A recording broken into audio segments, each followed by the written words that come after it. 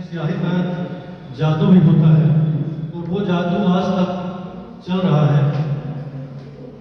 किसी को भूलने के लिए 44 साल का वक्त बहुत बड़ा होता है, लेकिन साहिर साहब और पहले से ज्यादा प्रासंगिक होते जा रहे हैं। उनकी नज़में, उनके गीत हर तरह से लगातार याद किए जा रहे हैं।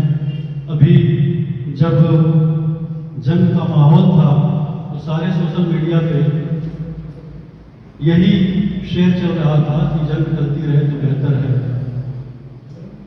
कभी भी उनका कोई गीत चर्चा से बाहर नहीं रहा। यह देश है वीर जवानों का, कोई ऐसा दिन नहीं होता है जब न बसता हो। जब भी भाई बहन के प्यार को लोगों ने याद किया तो मेरे भैया, मेरे चंदा, मेरे अनमोल रतन, ये गीत बजता रहा। औरत ने जन्म दिया मर्दों को, मर्दों ने उसे बाजार दिया। कोई ऐसा दिन नहीं होता होगा जब दुनिया के अखबारों में ये पंक्ति कोट नहीं की जाती होगी। तो शाहिर साहब का जलवा जब तक सिनेमा है, जब तक अदब है, कायम रहेगा और हम सब उन्हें याद करते रहेंगे। शाहिर साहब उम्मीदों के शायर थे और उनकी हर रचना में उम्मीद झलकती है। दुनिया को जो लोग हरा भरा देखना चाहते हैं और मानवता का झंडा ऊंचा रखना चाहते हैं, वैसे शायर थे शाहिर साहब। चित्रलेखा में उनका एक गीत है कि संसार से भागे फिरते हो, भगवान को क्या तुम पाओगे। उसमें एक पंक्ति आती है कि यह भोग भी एक तपस्या है, तुम त्याग के मारे क्या जानो। अपमान रचयिता का होगा, रचना को अगर ठकराओगे। तो इस व्यंजना को समझने के लिए इन दो पंक्तियों पर पूरी थीसिस लिखी जा सकती है। इसीलिए हम शाहिर के दीवाने हैं या दुनिया भर में शाहिर को लोग याद करते रहते हैं।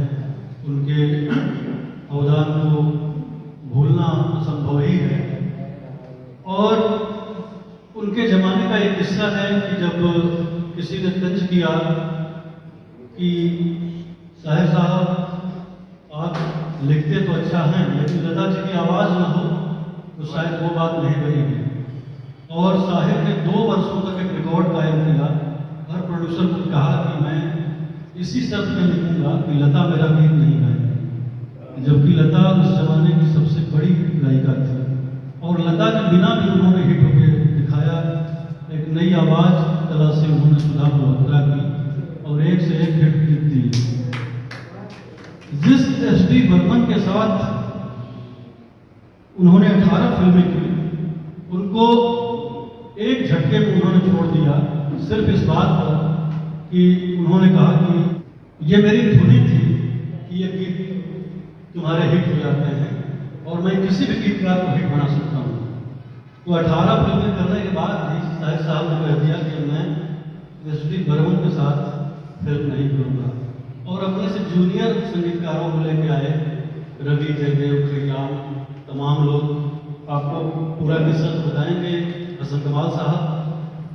ये भी एक बड़ी बात है कि जिन संगीतकारों के साथ शाहिर साहब ने काम किया, उन संगीतकारों के साथ हसन कमाल साहब ने भी काम किया। एक जोरदार तालियां इस बात के लिए बनती है।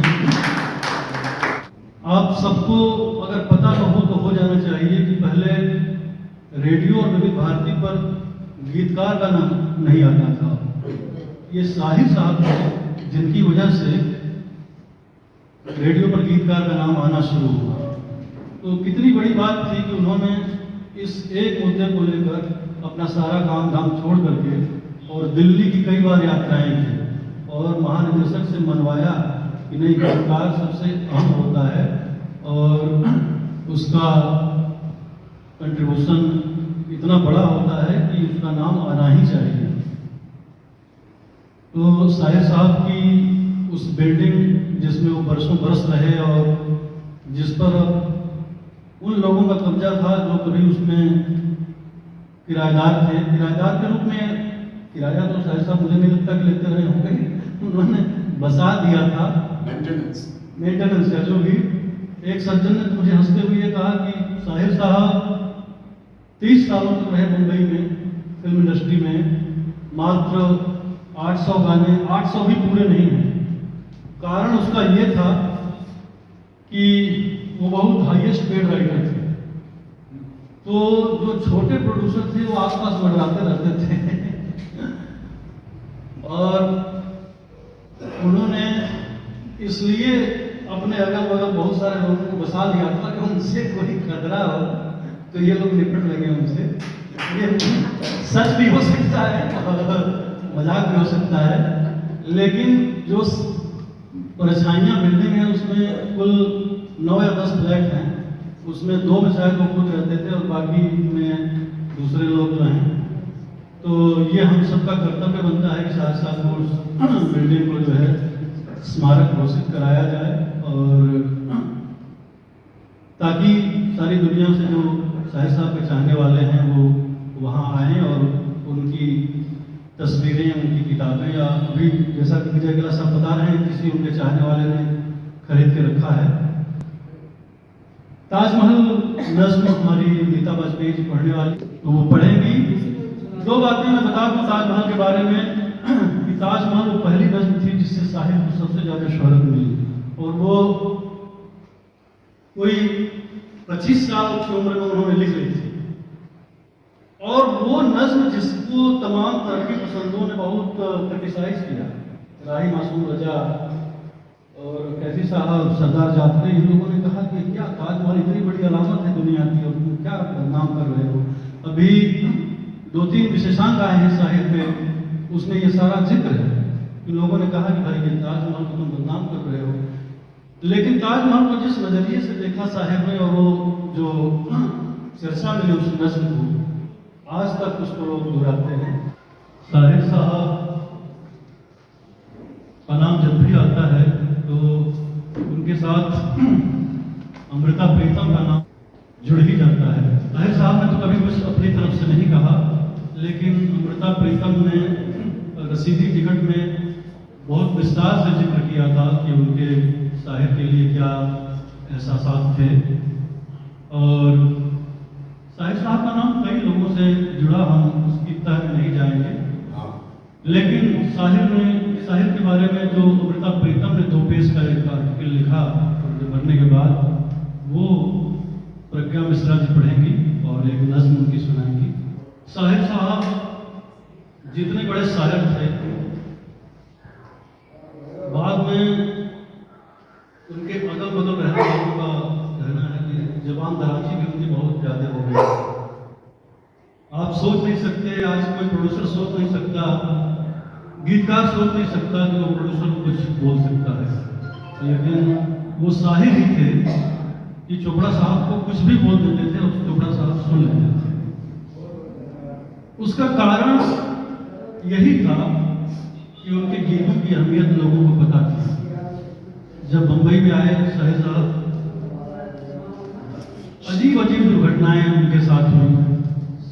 इस्मत चुगताई जो बहुत मशहूर अफसाना निगार थी, उनके पतिदेव शाहिद लतीफ साहब प्रोड्यूसर थे। शाहिद साहब का नाम पूरी दुनिया में हो चुका था तलखियाँ की वजह से, शायर के रूप में सारे तरह के पसंद लोग उनके कायल थे। लेकिन शाहिद लतीफ ने उनको यहाँ तक बोल दिया था कि भाई आपके खाने पीने की व्यवस्था तो हम कर देंगे, लेकिन ये गीत में लिखने का मामला, ये रिस्क हम आपसे नहीं ले सकते हैं। बाद में वही शाहिद लतीफ उनसे जब वो हिट हो गए तो उन्होंने गीत लिखवाए और शाहिद साहब ने कुछ इनकार नहीं किया, न उनको पुरानी बात याद दिलाई। एक जमाने में डी.एन. मधोक साहब जब शाहिद साहब स्ट्रगल करने के लिए आए थे तो डी.एन. मधोक को उन्होंने कहा कि क्या मधोक साहब आप बहुत हल्की बातें लिखते हैं, थोड़ा सा गहराई लाइए।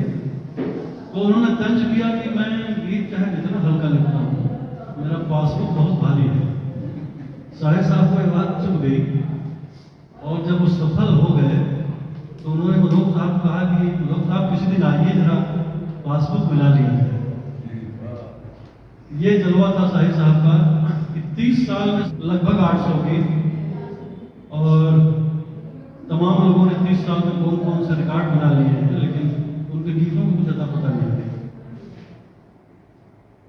विष्णु शर्मा जी हैं हमारे साथ, और साहिर साहब से इनका भी बड़ा राब्ता रहा है, तो ये नज़्म भी पढ़ेंगे और साहिर साहब के बारे में अपने अनुभव भी बताएंगे। देखिए, साहिर के गीतों में जो टूटे हुए दिलों के लिए जो सबसे अच्छा मरहम था, उतना बहुत कम लोगों ने लिखा है। मिसाल के तौर पे एक दो गीत मैं मुखड़े बताऊं। अगर न मिले तुम तो मैं ये समझूंगा कि सिर्फ उम्र कटी जिंदगी नहीं। चलो एक बार फिर से अजनबी बन जाए हम दोनों। साहिर साहब ने एक गीत लिखा था कि मैं पल दो पल का शायर हूँ, पल दो पल मेरी कहानी है, लेकिन वक्त ने यह साबित किया कि वो हर पल के शायर थे और हर पल में उनकी कहानी छिपी हुई है। राजेश खन्ना जब तक जीवित थे तब तक हर प्रोग्राम में साहिर साहब का एक शेर सुनाते थे। वो शेर मैं आप लोगों को सुनाता हूँ।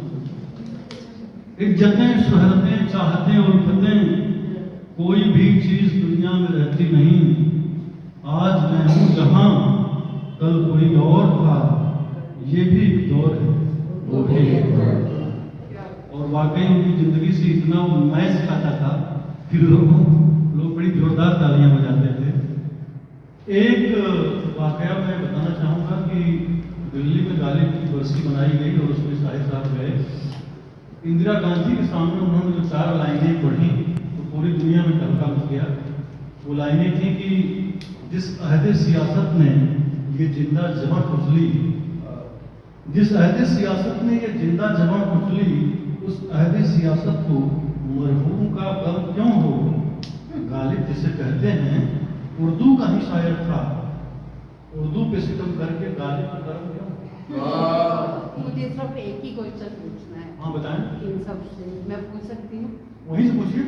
हाँ, मुझे आप सभी से ये पूछना था कि साहिर लुधियानवी जी कितने सारे पर्शियन वर्ड्स यूज़ करते थे और हम धड़ल्ले से उन गानों को सुनते थे, आज तक सुनते आ रहे हैं।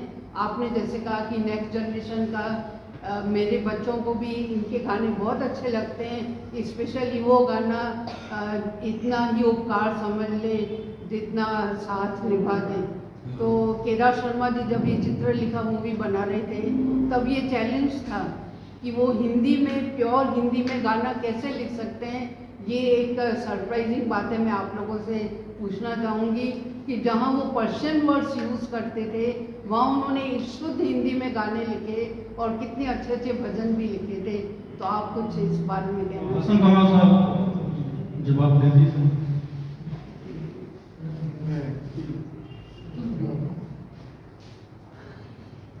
देखिए, जो शायर होता है वो हर आदमी की स्टाइल होती है। जब साहिर ने लिखा है मेरी जोहरा जबी, प्रोड्यूसर को नागवार गुजरा बोला साहिर साहब जोहरा जबी कौन समझेगा, इस वर्ड को बदल दीजिए। उन्होंने कहा नहीं, ये गाना रिकॉर्ड होने तो सारी दुनिया में जोहरा जबी गूंजेगा। तो वर्ड जो है वो शायर को पता होता है कि क्या लिखना है, कैसे लिखना है। सुबह और शाम दोनों शब्द जो है उर्दू के हैं, लेकिन 90% से ज़्यादा लोगों को पता नहीं है कि सुबह शाम उर्दू का वर्ड है और लोग कहते हैं हम शुद्ध हिंदी बोल रहे हैं। आप तमाम भाषाओं के शब्द जो है जिसको हिंदुस्तानी कहते हैं उसमें हैं, और भाषा जो है आप पंडित बनेंगे या मौलवी बनेंगे तो वो भाषा कम से कम फिल्मों में तो नहीं चलेगी। इस बात को साहिर साहब बहुत अच्छी तरीके से जानते थे। यही कारण है कि उनके गीत आज भी उनके दौर में भी सुपरहिट हुए और आज भी सुपरहिट है। तो वो शायर का अपना ज़ाती तजुर्बा है, इसमें क्या कहा जाए। अकेला साहब कुछ बोलना चाहते हैं? थोड़ा सा कहना चाहूँगा कि जब फिल्मों में लिखा साहिर साहब ने तो कैरेक्टर्स की जुबान का काफ़ी ख्याल रखा। जैसे प्यासा में सर जो तेरा चकराए, वो एक अलग अंदाज है। अगर आप इज्जत फिल्म को याद करें, उसमें उनको महमूद साहब के लिए लिखना था, क्या लिखते हैं वो, कुत्ते से क्या बदला लेना, घर कुत्ते ने काटा, तूने जो कुत्ते को काटा, क्या भूखा क्या चाटा, तुम इंसान हो यारो, अपनी कुछ तो करो ताज़ीम, कहेंगे फादर इब्राहिम। या फिर प्यासा में ही है आज मुझे तू अंग लगा ले, वो कैसा गाना है। तो फिल्म में तो कैरेक्टर्स की ज़ुबान में लिखना होता है, और शायर के इतना मंजूर है कि एक ही भाषा का इस्तेमाल करे। वो बहुत साहिब थे, पहुँचे हुए इंसान थे, पहुँचे हुए शायर थे, हर तरह की बातें लिखते थे। मुझको दुनिया में मैंने चांद और सितारों की तमन्ना की थी, वो तो हाँ मुझे रातों की स्याही के सिवा कुछ मिला। और आप सभी लोग आए, आपका बहुत बहुत शुक्रिया। मैं एक आदमी का नाम ले सकता हूं, लेकिन आप जानते हैं कि वक्त नहीं है, और बड़ी अच्छी महफिल रही। सीमा श्रीवास्तव जी एक छोटा सा गीत सुनाएंगे साहिर साहब का, और उसके साथ हम अंत करेंगे इस कार्यक्रम का। तुम अपना रंजो, अपनी परेशानी मुझे दे दो। तुम अपना रंजो, अपनी परेशानी मुझे दे दो। तुम्हें हम की कसम, इस दिल की वीरानी मुझे दे दो। ये माना मैं किसी काबिल नहीं हूँ इन निगाहों में, माना मैं किसी काबिल नहीं हूँ इन निगाहों में। बुरा क्या है अगर ये दुख ये वीरानी मुझे दे दो। बुरा क्या है अगर ये दुख ये हैरानी मुझे दे दो। तुम अपना रंजो गम, अपनी परेशानी मुझे दे दो। मैं देखूं तो सही, मैं देखूं तो सही, दुनिया तुम्हें कैसे सताती है। मैं देखूं तो सही, दुनिया तुम्हें कैसे सताती है। कोई दिन के लिए अपनी निगहबानी मुझे दे दो। कोई दिन के लिए अपनी निगहबानी मुझे दे दो। तुम अपना रंजो गम, अपनी परेशानी मुझे दे दो।